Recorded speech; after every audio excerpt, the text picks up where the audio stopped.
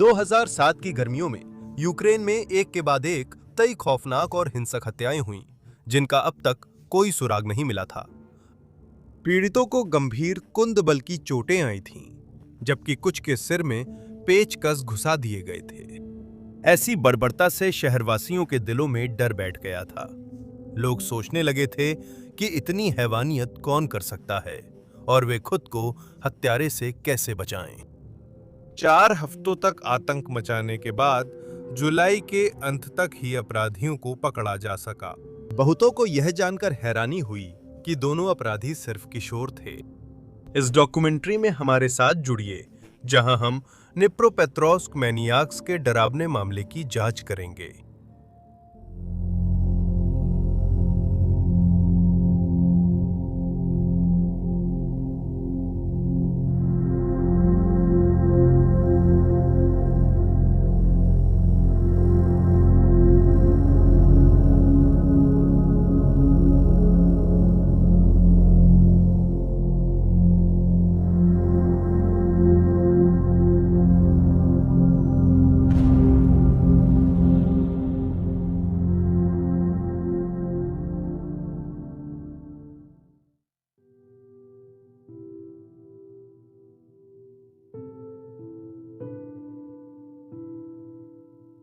Victor साइंको, जिनका जन्म 1 मार्च 1988 को हुआ था, और इगोर सुप्रान्युक, जिनका जन्म 20 अप्रैल 1988 को हुआ था, दोनों का जन्म नीप्रो यूक्रेन में हुआ था।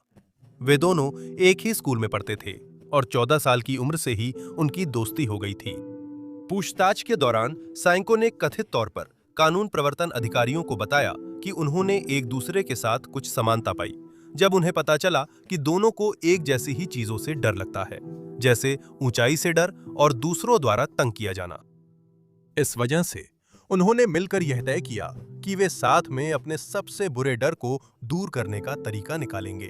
और सबसे पहली चीज जो उन्होंने की वो थी 14वीं मंजिल के एक अपार्टमेंट की बालकनी में घंटों तक रेलिंग के ऊपर झुककर खड़े रहना। बाद में उन्होंने कहा कि इससे उन्हें ऊंचाई के डर से राहत मिली। फिर दोनों को पता चला कि उनके दोस्त अलेक्जेंडर हांसा को खून से डर लगता है, तो उन्होंने उसकी फोबिया दूर करने में मदद की पेशकश की। सुप्रिन्युक ने सबसे पहले सुझाव दिया कि वे ऐसा जानवरों को यातना देकर करें। इसके बाद उन्होंने पास के जंगल में आवारा कुत्ते पकड़े, उन्हें पेड़ों से लटकाकर पेट चीर दिए। इसके बाद उन्होंने अपनी हिंसा के फोटो सबूत लिए, जिन्हें बाद में मुकदमे में अभियोजन पक्ष ने उनके खिलाफ इस्तेमाल किया। कई तस्वीरों में लड़के जानवरों के खून से स्वास्तिक बनाते, नाजी सलामी देते और हिटलर की नकल करते दिखते हैं। साथ ही उसकी मशहूर मूंछ की नकल के लिए ऊपरी होंठ पर टूथब्रश जैसी चीजें रखते हैं। लड़कों की हिंसा कुत्तों तक सीमित नहीं थी, पड़ोस की बिल्लियां और अन्य जानवर भी शिकार बने। अदालत में 3 लड़कों द्वारा बिल्ली के बच्चे को प्रताड़ित करने का एक लंबा वीडियो दिखाया गया और पशु चिकित्सक से पूछा गया कि उसे कितने वीडियो देखने को मिले। उन्होंने माना कि वह सामग्री इतनी परेशान करने वाली थी कि वह आवाज चालू नहीं रख सके। उन्होंने कहा, मैं पिल्लों और बिल्ली के बच्चों की दर्दनाक चीखें नहीं सुन सका, जिन्हें जिंदा चीरा, जलाया और फांसी दी गई। लेकिन बिना आवाज के भी उन शौकिया वीडियो की सामग्री स्पष्ट थी। लड़कों को बेबस जानवरों को प्रताड़ित करने में कोई दिक्कत नहीं थी। हालांकि अदालत में ऐसी सामग्री नहीं दिखाई गई। हसा की मां अड़ी रहीं कि उनका बेटा हिंसा में शामिल नहीं हो सकता। उन्होंने कहा, मुझे समझ नहीं आता, वो तो बिल्ली को नहलाने से भी डरता था। उसने कहा कि शायद इससे उसे चोट लगती थी। कई साल बाद 17 साल की उम्र में सुप्रिन्युक ने एक लड़के की पिटाई कर उसकी साइकिल चुरा ली और सिएंको को बेच दी। सभी के अनुसार सुप्रिन्युक लड़कों में सबसे ज्यादा हिंसक था। उसका स्वभाव बहुत गुस्सैल था और वो अक्सर अपना आपा खो देता था। नाबालिग लड़के पर हमले के बाद कुछ रिपोर्टों में कहा गया कि सुप्रिन्युक और सुएंको को पुलिस ने पकड़ा, लेकिन उम्र के कारण बिना सजा छोड़ दिया। रिपोर्ट्स के मुताबिक सुएंको को बिल्कुल भी पता नहीं था कि बाइक चोरी की थी, लेकिन उसने जो परेशानी झेली थी उसके बावजूद उसने सुप्रिन्युक को माफ कर दिया और उनकी दोस्ती जारी रही। शिक्षकों ने बताया कि सुप्रीन्यूक अमीर परिवार से था, जो उसे साथियों से अलग बनाता था। एक शिक्षक ने कहा, उसके पिता एविएटर और मां जिला कार्यकारी समिति में कर्मचारी हैं। वो इकलौता और बहुत प्यारा बेटा है। उन्होंने ये भी जोड़ा कि सुप्रीन्यूक की मां उसके हर काम के लिए बहाना बना लेती थीं। वो हमेशा उसकी रक्षा करती थीं और उसे सही ठहराती थीं। गुस्सैल और हिंसक होने के साथ साथ सुप्रीन्यूक अपनी पढ़ाई में भी अच्छा नहीं था। कक्षा में वह तोड़फोड़ करता था और अक्सर अपने शिक्षकों से बहस करता था। इसके बावजूद सहपाठी और दोस्त उसे अजीब तरह से आकर्षक पाते थे। हालांकि वे उसकी घमंड भी महसूस करते थे। सुप्रीन्यूक ने जिन कुछ लोगों को अपने करीबी दायरे में शामिल किया, वे अक्सर उससे बहुत प्रभावित हो जाते थे, उसकी हर बात मानते थे और उसकी नजरों में अच्छा बने रहने की कोशिश करते थे। सहपाठियों ने देखा कि हसा और सुजेंको के साथ भी यही हुआ। दोनों शांत स्वभाव के थे, जब तक सुप्रीन्यूक उनकी जिंदगी में नहीं आया था। उसके बाद वे दोनों और अधिक जिद्दी और परेशान करने वाले हो गए। जब माता पिता को पता चला कि 14 साल के तीनों लड़के रेलवे स्टेशन पर ट्रेनों पर पत्थर फेंक रहे हैं, तो वे सुप्रीन्यूक से उनके रिश्ते को लेकर चिंतित हो गए। आखिरकार उन्हें पुलिस ने पकड़ लिया, जिन्होंने उनसे हुए नुकसान के लिए मुआवजे की मांग की।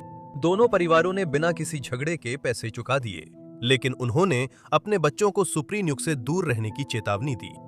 ऐसा नहीं था कि इससे कोई फर्क पड़ा।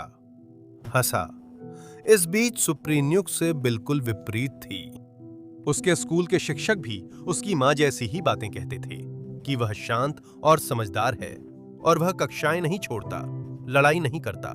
वो ऐसा छात्र था जिसे आसानी से भुलाया जा सकता था, क्योंकि वो ना अलग दिखता था, ना मुसीबत में पड़ता था।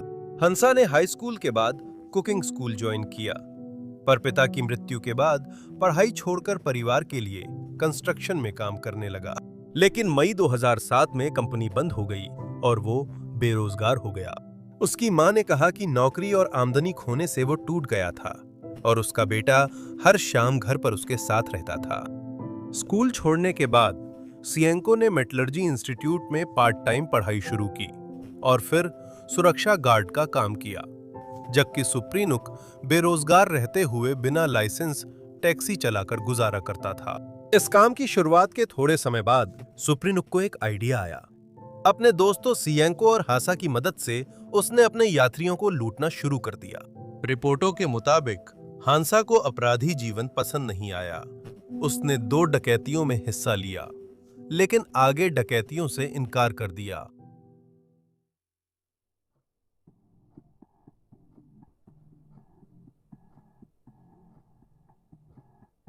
हांसा के इस अपराधी जीवन से अलग होने के कुछ ही समय बाद सुप्रीन्यूक और सिएंको ने अपनी हरकतें बढ़ा दीं।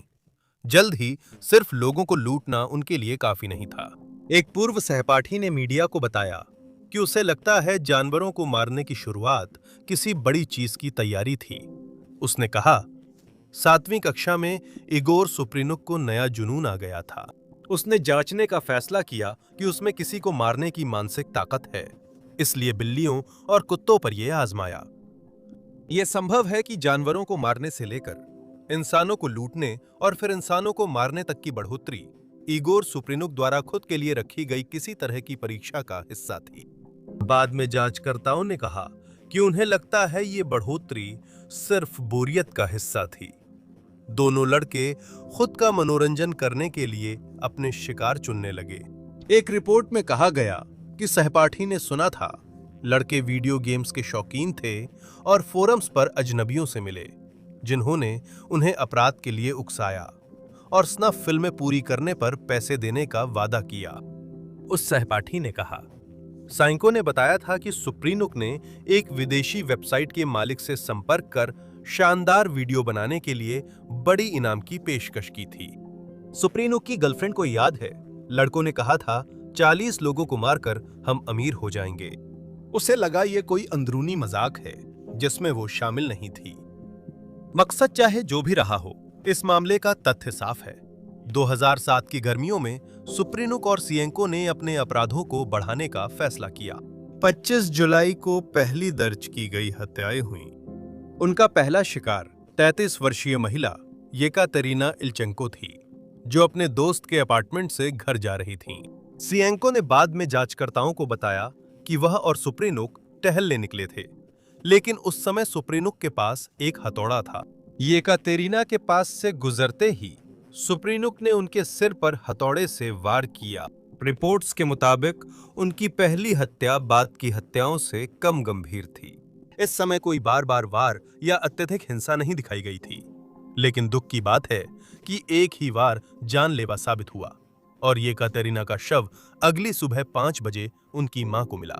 दोनों 19 वर्षीय युवकों ने येकातेरिना की हत्या के बाद अपनी रात जारी रखी और 1 घंटे में ही पास ही एक बेंच पर सो रहे रोमन तातारेविच की भी हत्या कर दी। इसी हमले के दौरान लड़कों ने अपनी हिंसा का स्तर बढ़ा दिया। उन्होंने रोमन के सिर पर कई बार भारी वस्तुओं से वार किया, जिससे उसकी खोपड़ी टूट गई और वह पहचान में नहीं आ सका। बाद में यूक्रेनी मीडिया की रिपोर्ट में बताया गया कि एक तीसरे व्यक्ति ने पुलिस को बताया था कि उन दोनों ने जून की शुरुआत में किरिलोवका गांव में छुट्टियां मनाते हुए एक पुरुष और एक महिला की हत्या करने का दावा किया था। हाईवे पर लिफ्ट मांगते समय सुप्रीनुक और सिएंको डाइवो कार में रुके और लिफ्ट देने का प्रस्ताव दिया, जिसे उन्होंने स्वीकार कर लिया। इसके बाद उन्हें लूटा गया और उनकी हत्या कर दी गई। दोनों किशोरों ने कहा कि दिन में उजाला होने के कारण वे उन्हें छोड़ नहीं सकते थे, क्योंकि वे कार और उन्हें पहचान सकते थे। इसलिए उन्होंने कहा कि उन्हें मारना पड़ा। तीसरे व्यक्ति डैनियल कोज़लोव, जो दोनों के दोस्त थे, ने जांचकर्ताओं को बताया कि वे अपने अपराध पर ऐसे कैजुअली बात कर रहे थे जैसे पहले भी किया हो। 1 हफ्ते से भी कम समय बाद 1 जुलाई को समीप के शहर समर, जिसे उस समय नोवोमोस्कोव्स्क कहा जाता था, में 2 और पीड़ितों के शव मिले। येवगेनी क्रिश्चेंको और निकोलाई सेरचुक की मौतें बेहद हिंसक थीं। बाद में पता चला कि हत्यारे सिर्फ रात में शिकार चुनने निकलते थे और अभियोजकों ने नोट किया कि इन युवकों ने किसी खास लिंग, सामाजिक या उम्र वर्ग को निशाना नहीं बनाया। कोई भी उनका शिकार हो सकता था, लेकिन कमजोर और अनजान लोग उनके लिए ज्यादा आसान शिकार थे। बच्चे, विकलांग, बुजुर्ग, बेघर या नशे में धुत लोग सभी उनके लिए आदर्श शिकार थे। इन अपराधों में आमतौर पर भारी धातु की वस्तु जैसे हथौड़ा या स्टील की छड़ इस्तेमाल होती थी और सबसे पहले वार पीड़ित के सिर पर किया जाता था। वे कभी-कभी पीड़ितों की कीमती चीजें चुराते, लेकिन हमेशा नहीं। एक पुलिस अधिकारी के अनुसार वे मोबाइल फोन चुराते पर सोने के गहने छोड़ देते थे। 6 जुलाई की रात निप्रो में 3 और लोगों की हत्या हुई। एर्गोन नेचवालोदा सबसे पहले मारे गए। वे एक सैन्य भर्ती थे जिन्हें हाल ही में छुट्टी दी गई थी और जो नाइट क्लब से घर लौटते समय हमला किए गए। येकातेरिना की तरह उनकी मां ने भी अगली सुबह उनका शरीर अपार्टमेंट के पास पाया। ठीक कोने के पास 28 वर्षीय नाइट शिफ्ट सुरक्षा गार्ड येलेना श्राम की हत्या कर दी गई।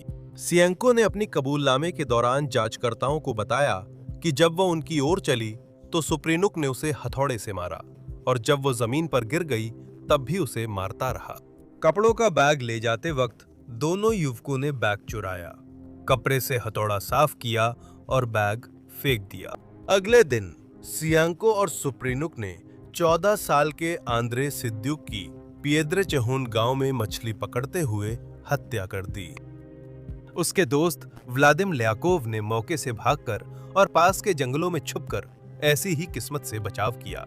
वो पुलिस को दोनों युवकों का विवरण दे सका और बताया कि उसने उन्हें पहले कभी नहीं देखा था। अगले 5 दिन और बीत गए, फिर उन दोनों ने फिर से हमला किया। 12 जुलाई को 48 वर्षीय सर्गेई यात्सेंको अपनी साइकिल चलाते हुए लापता हो गए।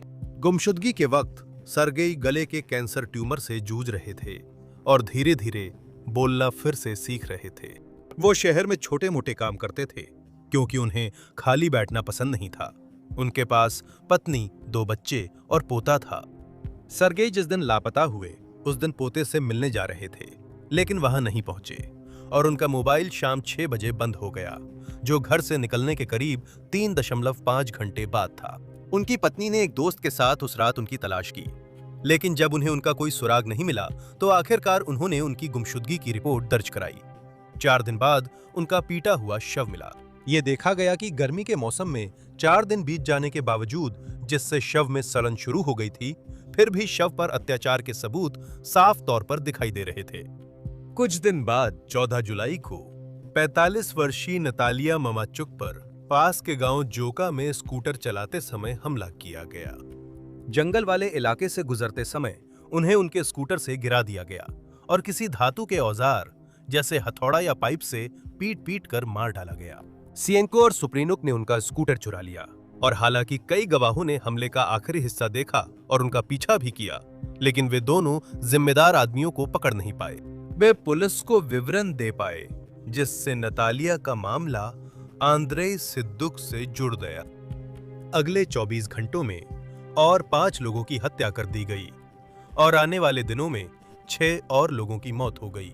हमलों के यादृच्छिक पैटर्न के कारण जांचकर्ताओं को शुरू में नहीं लगा कि ये अपराध जुड़े हैं। हालांकि कई लोगों को यातना और विकृत किया गया था, जो संकेत हो सकता था। पीड़ितों पर की गई हिंसा अकल्पनीय थी। कुछ के कान काट दिए गए थे, कुछ की आंखें जिंदा रहते हुए निकाल दी गई थीं, जबकि कुछ की खोपड़ी में पेचकस घुसा दिए गए थे। बाद में साबित हुआ कि उनके कई अपराधों की वीडियो या फोटो ली गई थीं। तिएंको की मां तातियाना को यह बाद में पता चला, जब पुलिस ने एक गर्भवती महिला के अंगभंग की जानकारी दी। वीडियो में सुप्रीन्युक के साथ उसका बेटा एक गर्भवती महिला की हत्या कर उसके पेट से भ्रूण निकालते दिखा। उसने कहा, मुझे यकीन नहीं होता कि मेरा बेटा इतनी भयानक वारदात कर सकता है। उनका आखिरी शिकारों की संख्या 21 थी। हत्या की शुरुआत के बाद पुलिस की कार्रवाई की मीडिया ने कड़ी आलोचना की है। पहले बताया गया था कि हत्याओं में पैटर्न न होने से जांचकर्ता समझ नहीं पाए कि ये आपस में जुड़ी हैं, इसलिए शहर में किसी को इन खतरनाक अपराधों की सूचना नहीं दी गई। उस औद्योगिक इलाके के निवासी जहां अधिकतर हत्याएं हुईं, इन अपराधों पर चर्चा करते और एक दूसरे को रात में बाहर न जाने की सलाह देते थे। ये पता था कि कोई सीरियल अपराधी है, फिर भी पुलिस ने मीडिया में सार्वजनिक घोषणा नहीं की। पुलिस ने संदिग्धों के पर्याप्त विवरण मिलने तक उनकी जानकारी और अपराधों की प्रकृति सार्वजनिक नहीं की। इसके अलावा पीड़ितों से चुराए गए फोनों की जानकारी की एक सूची शहर के पॉन शॉप्स में बांटी गई। अपराधियों को पकड़ने के लिए कीव से टास्क फोर्स भेजी गई और 2000 से ज्यादा जांचकर्ता इस मामले पर काम कर रहे थे। 23 जुलाई को जांचकर्ताओं को सफलता मिली, जब पीड़ित के मोबाइल को चालू कर पॉन शॉप में ट्रैक किया गया।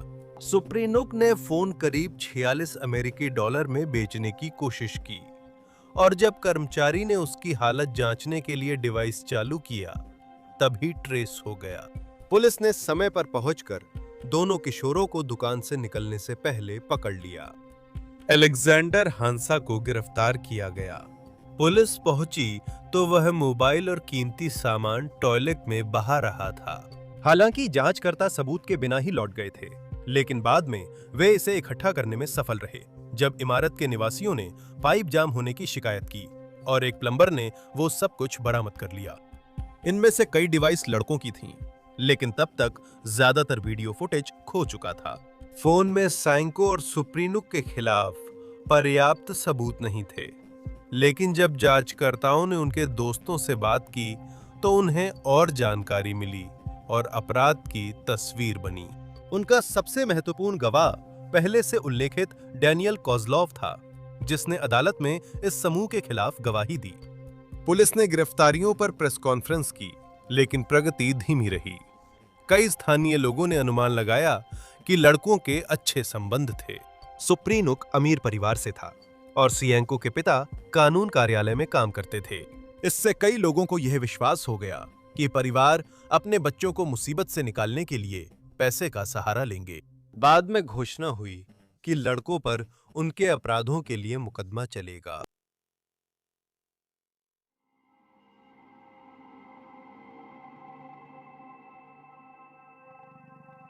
सुप्रीनुक, सेजेंको और हंसा पर कुल 29 अपराधों में शामिल होने का आरोप लगाया गया, जिसमें 21 हत्याएं और 8 हमले शामिल थे, जिनमें पीड़ित बच गए थे। सुप्रीनुक पर 21 बार फांसी की सजा योग्य हत्या, 8 बार हथियारबंद डकैती और 1 बार पशु क्रूरता का आरोप लगाया गया, जबकि सिएंको पर 18 हत्याओं, 5 डकैती और 1 बार पशु क्रूरता का आरोप लगाया गया। क्योंकि हसा को हत्याओं में सीधे तौर पर शामिल नहीं माना गया, इसलिए उस पर केवल 2 बार हथियारबंद डकैती का आरोप लगाया गया, जो उन 2 डकैतियों से संबंधित था जिनमें वो जून 2007 में हत्याएं शुरू होने से पहले अपने दोस्तों के साथ शामिल था। तीनों ने जल्द ही अपराध कबूल किया, पर सुप्रीन्युक ने बाद में अपना बयान वापस ले लिया। उसके वकील ने पागलपन के आधार पर निर्दोषी की दलील दी, पर इसे खारिज कर दिया गया। सिएंको के पिता को विश्वास नहीं था कि उनका बेटा जिम्मेदार है, और उन्होंने आरोप लगाया कि दोनों को किसी ऐसे व्यक्ति के अपराधों को छुपाने के लिए फंसाया गया है जिसके पास कहीं ज्यादा पैसा और ताकत है। उन्होंने दावा किया कि कुछ अमीर व्यक्तियों के रिश्तेदारों की शुरुआत में इस मामले से संबंध में जांच की गई थी, जिनमें से एक उच्च पदस्थ अधिकारी का भतीजा था, जबकि दूसरा उस क्षेत्र के पुलिस प्रमुख के डिप्टी का बेटा था। इन दावों के बावजूद समर्थन में कोई सबूत नहीं मिला। असल में अधिकांश सबूत सुप्रीनुक और सिएंको को जिम्मेदार ठहराते थे। इन सबूतों में खून से सने कपड़े, मोबाइल फोन और पाइपों में मिली चोरी की चीजें थीं। ये तथ्य कि दोनों आदमी पीड़ित के फोन के साथ रंगे हाथों पकड़े गए, डैनियल कोज़लोव की गवाही और उनके उपकरणों से बरामद किए गए वीडियो और तस्वीरें। अभियोजन ने सुप्रीन्युक, सिएंको को आजीवन कारावास और हासा को 15 साल के कठोर श्रम की सजा मांगी। सबसे अहम सबूतों में एक इंटरनेट पर लीक हुआ वीडियो 3 गाइज 1 हैमर था। यह वीडियो 48 वर्षीय सर्गेई यात्सेंको की हत्या दिखाता है, जिसमें वे पीठ के बल लेटे हैं और उन पर प्लास्टिक में लिपटे हथौड़े से कई बार वार होता है। उनकी आंख और पेट में पेचकस घोंपा जाता है और फिर से हथौड़े से मारा जाता है। ये 6 मिनट की हत्या तब खत्म होती है जब एक किशोर कैमरे की ओर मुस्कुराता है, फिर वे कार में लौटते हैं और अपनी करतूत पर चर्चा करते हैं। शायद ही समझते हैं कि उन्होंने बिना झिझक एक जान ले ली। वे हत्या की कुछ विभत्स बातों पर हंसते हैं, फिर अपने हाथ और हथौड़ा साफ करते हैं। कहा जाता है कि सुपरनुक ज्यादातर कैमरे के सामने रहता है, जबकि सिएंको कैमरे के पीछे रहता है। उनकी डिवाइसेस से मिली बाकी तस्वीरों में वे शिकारों के ताबूतों और कब्रों का अपमान करते और जानवरों पर क्रूरता दिखाते दिखते हैं। इनमें विकृत शवों की तस्वीरें भी हैं। कोर्ट में 300 प्लस तस्वीरें और 2 वीडियो दिखाए गए। सुप्रीनुक और सिएंको से पूछा गया कि क्या वे तस्वीरों में लोगों को पहचानते हैं, तो उन्होंने इनकार किया। जज ने रिपोर्टेडली कहा, तुम अंधे नहीं हो। एक विशेषज्ञ ने गवाही दी कि मूल सामग्री में कोई छेड़छाड़ नहीं हुई थी। बचाव पक्ष ने आरोप लगाया कि दोनों किशोरों को कवर अप के तहत फंसाया गया है। यह आंशिक रूप से इसलिए था क्योंकि सिएंको का बचाव उनके पिता, जो एक वकील है, ने किया था। सिएंको ने अपने नियुक्त वकील के बारे में पता चलने के बाद, जिन्होंने सिर्फ 2 महीने पहले ही लॉ स्कूल से स्नातक किया था, अपने पिता को वकील के रूप में नियुक्त करने का अनुरोध किया था। इगोर सिएंको ने अपने बेटे की रक्षा के लिए तरह तरह के आरोप लगाए, जैसे कि रिकॉर्ड सही तरीके से नहीं रखे गए, पुलिस द्वारा दोनों से पूछताछ करने के तरीके में समस्याएं थीं, और यह दावा किया कि उनके घर पर अवैध तलाशी ली गई थी। उन्होंने ये भी तर्क दिया कि उनके अपार्टमेंट की एक वीडियो रिकॉर्डिंग में सबूत मिलने के बाद का दृश्य दिखाया गया है, लेकिन खुद सबूत मिलने का दृश्य नहीं दिखाया गया, जिससे यह संकेत मिलता है कि सबूतों को वहां रखा गया था। इगोर ने दावा किया कि 2 पुरुष और एक महिला को पुलिस ने हत्या करते पकड़ा, लेकिन उन्हें झूठे नाम सिएंको और सुप्रीनुक से दर्ज किया गया और वे अदालत में मौजूद दोनों किशोरों जैसे नहीं दिखते थे। सिएंको की रक्षा टीम ने यह भी तर्क दिया कि उसे सुप्रीनुक पर मानसिक निर्भरता थी, जिसे उन्होंने पूरे ऑपरेशन का सरगना बताया। उन्होंने कहा कि सुप्रीनुक अक्सर सिएंको को अपनी योजनाओं में साथ देने और पुलिस के पास न जाने के लिए धमकाता था, जिससे सिएंको अपनी जान से डरता था। सिएंको ने अदालत में बताया कि वो 16 साल की उम्र से दोस्तों से डरता था।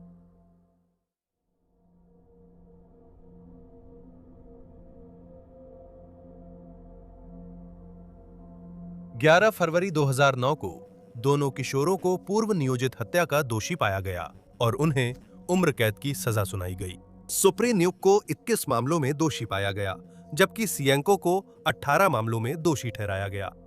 उनकी सजा में 15 साल और जोड़ दिए गए, जब उन्हें डकैती और पशु क्रूरता के आरोपों में भी दोषी ठहराया गया। बाद में उन्होंने सजा के खिलाफ अपील की, जिसे यूक्रेन की सुप्रीम कोर्ट ने खारिज कर दिया। हसा को 9 साल की जेल हुई। उसने बाद में कहा, अगर मुझे पता होता कि वे कितनी भयानक घटनाएं कर सकते हैं, तो मैं उनके पास नहीं जाता। सिएंको और सुप्रीनुक के माता-पिता बार-बार कहते रहे कि उनके बेटों को फंसाया गया। उन्होंने यह भी तर्क दिया कि हसा को मिली सजा बहुत ही हल्की थी। इसमें वे अकेले नहीं, क्योंकि 48.6% यूक्रेनियनों ने माना उसे और कड़ी सजा मिलनी चाहिए थी। हसा के खिलाफ उसके दोस्त के अपराधों के संबंध में आरोप न लगाने का फैसला काफी विवादास्पद रहा है, क्योंकि उसके पास मोबाइल फोन और चोरी की गई चीजें थीं और ऐसा लगता था कि उसे कुछ न कुछ चल रहा है, इसकी जानकारी थी। हसा के परिवार ने कहा कि उस पर 2 डकैतियों के अलावा कोई आरोप नहीं था। बाद में उसके भाई ने मीडिया को बताया कि मुकदमे के इंतजार में हसा को पीटा गया। उसने भाई के शरीर पर चोट के निशान देखे थे। उसने कहा, मुझे नहीं लगता कि मेरा भाई ऐसा कर सकता है। हसा को 9 साल जेल में बिताने के बाद 2019 में रिहा कर दिया गया था। वो फिलहाल शादीशुदा है और उसके 2 बच्चे हैं। अप्रैल 2011 में रूस के इर्कुत्स्क शहर में हुई हत्याओं की एक श्रृंखला के सिलसिले में 2 किशोरों को गिरफ्तार किया गया था। 19 वर्षीय अट्यूम अनुफ्रीव और 18 वर्षीय निकिता लिटकिन ने ठंडेपन से दावा किया कि उन्हें सुप्रीनुक और सिएंको की हरकतों से प्रेरणा मिली थी, जिनके मामले के बारे में उन्होंने इंटरनेट पर पढ़ा था। इन दोनों युवकों ने भी उन्हीं की तरह कमजोर लोगों को चुना, जिन्हें वे आसानी से काबू कर सकते थे। मीडिया ने उन्हें एकेडमी मैनिएक्स या इर्कुत्स्क के हैमरमैन कहा और 6 हत्या के अलावा 9 लोगों को घायल भी किया। अनुफ्रिएव को उम्र कैद की सजा दी गई, जबकि लिटकिन को 20 साल जेल की सजा सुनाई गई। निप्रोपेट्रोव्स्क मैनियाक्स के कृत्यों का कोई मकसद कभी स्थापित नहीं हो पाया। सिएंको ने कहा कि उन्होंने पैसे के लिए हत्याएं की, लेकिन अभियोजन पक्ष ने बताया कि उन्होंने कीमती सामान वहीं छोड़ दिए, इसलिए यह तर्क सही नहीं। साथ ही सहपाठियों का आरोप था कि दोनों किशोर एक ऐसे व्यक्ति के संपर्क में थे जो उनसे पैसे लेकर स्नफ वीडियो मंगवाता था। इससे समझ आता है कि उन्होंने अपराधों की वीडियो फोटो क्यों बनाई। हालांकि अदालत ने यह धारणा खारिज कर दी, क्योंकि कोई सबूत नहीं था कि वे मुनाफे के लिए स्नफ मूवीज बना रहे थे। जज ने बाद में यह कहा कि उन्हें विश्वास है कि उनके अपराधों के पीछे विकृत आत्मपुष्टि की इच्छा थी। डिप्टी इंटीरियर मिनिस्टर निकोलाय कोपियांस्की ने इस बीच कहा, इन युवकों के लिए हत्या मनोरंजन या शिकार जैसी थी। उनका मानना है कि इन दोनों युवकों ने सिर्फ रोमांच के लिए ही हत्या की थी।